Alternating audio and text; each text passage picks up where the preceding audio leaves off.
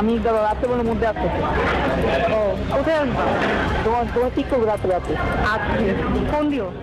এই কল রেকর্ডে একটা বিষয় পরিষ্কার, মুনিয়ার সাথে তৌহিদ আফ্রিদির সম্পর্ক ছিল। মাই টিভির মালিক বনে যাওয়া বাবা নাসির উদ্দিন সাথীর অপকর্মের পার্টনারও ছিলেন এই আফ্রিদি, এমন অভিযোগ বহুদিনের। তবে আলোচিত মুনিয়া হত্যার সঙ্গেও জড়িয়ে পড়েছে আফ্রিদির নাম। সেসব নিয়ে পুলিশের তদন্ত হবে। আপাতত শুনে নেই ভুক্তভোগীরা কে কি বলছেন। তৌহিদ আফ্রিদির সঙ্গে সম্পর্কে থাকা এই নারী দাবি করেন মুনিয়ার কারণেই তৌহিদ আফ্রিদি তাকে ছুঁড়ে ফেলে দেন। মুনিয়া নামে যে একটা মেয়ে আছে, ওর সাথে ওর সম্পর্ক।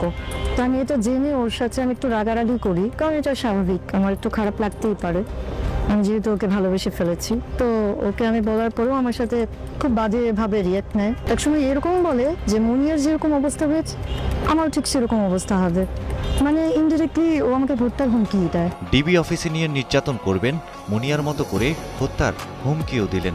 তবে সেটা কিসের জোরে?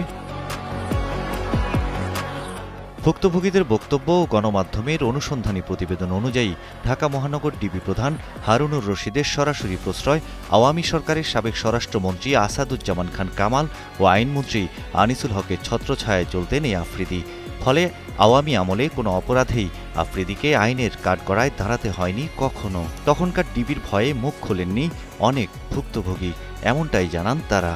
তৌহিদ আফ্রিদির একটি কলে ডিবি অফিসের মধ্যে ধরে নিয়ে আমাকে 1 ঘন্টা নির্মমভাবে পিটায় এবং সেদিন আমি ভিতর থেকে মরে যাই এবং আমাকে বলা হয় যদি এই ঘটনা আমি কাউকে বলি তাহলে আমাকে তারা গুম করে দিবে। আমার অপরাধ ছিল শুধু তাকে নিয়ে একটা ভিডিও বানানো, যে ভিডিওর মধ্যে আমি কিছু সত্য তথ্য তুলে ধরেছিলাম যেটা তৌহিদ আফ্রিদির পক্ষেই ছিল। তারপরও সে বুঝতে পারে নাই, আমাকে নিয়ে ডিবি অফিস এমন ভাবে পিটাইছে যে আমি 2 মাস ভাই চেয়ারের মধ্যে বসতে পারি। বন্দুকের বাড়ির আঘাতে আমার এক চোখ ফুলে যায়, কালো হয়ে থাকে, আমি চোখ দিয়ে ভালো করে দেখতে পারি না। সেদিনের পর থেকে এই পর্যন্ত আমি স্ট্রংলি প্রতিবাদ করতে পারি নাই, আমি ভিতর থেকে অনেক আগেই চুপ হয়ে যাই। সেদিন বুঝতে পারি যে পুলিশ কিভাবে টাকার কাছে বিক্রি হয়ে যায়। মাত্র কিছু টাকার জন্য আমাকে নিয়ে তারা এমন ভাবে পিটায় যেটা কখনো আপনি কল্পনা করতে পারবেন না। আজ এই ঘটনার প্রায় 2.5 বছর কেটে গেছে, এক এক করে সবাই মুখ খোলা শুরু করছে। এখন প্রশ্ন আসতে পারে, মুনিয়া হত্যাকাণ্ডে আফ্রিদির নাম আসছে কেন?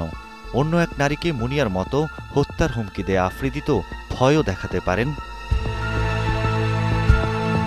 ভুক্তভোগী এই কন্টেন্ট ক্রিয়েটরের অভিযোগ শুনলে পরিষ্কার, তৌহিদ আফ্রিদি শুধু ভয়ও দেখান না, যা বলেন সেটা করেই দেখান। তার বিরুদ্ধে কথা বলায় এই কন্টেন্ট ক্রিয়েটরের উপর নেমে এসেছিল অমানবিক নির্যাতন।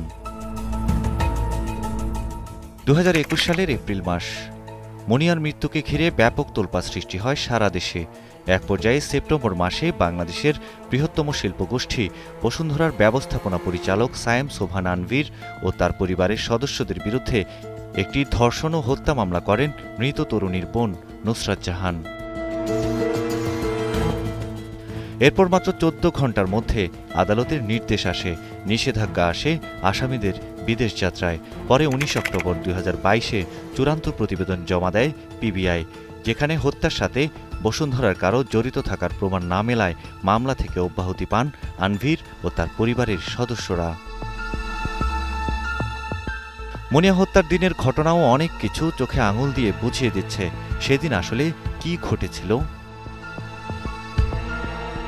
ইফতারির মাত্র 1 ঘণ্টা আগে মুনিয়া ও তার বোনের ফোনালাপে পরিকল্পনা হয়।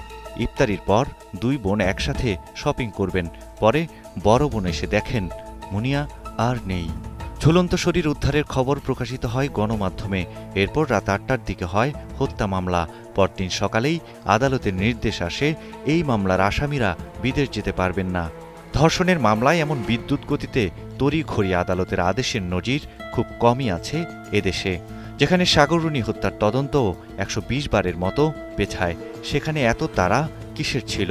আর যদি সেটাই হয়, তবে মুনিয়া আর আরেক নারীর সাথে ত্রিভুজ প্রেমে হাবুডুবু খাওয়া আফ্রিদি কেন ছিল ধরাছোঁয়ার বাইরে?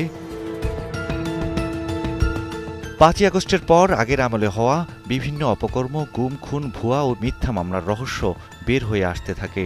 হয়তো পুলিশের তদন্তে মুনিয়া হত্যার আসল রহস্য বেরিয়ে আসবে। তদন্ত হবে মুনিয়া আফ্রিদির রসায়নও, প্রতিষ্ঠিত হবে ন্যায় বিচার।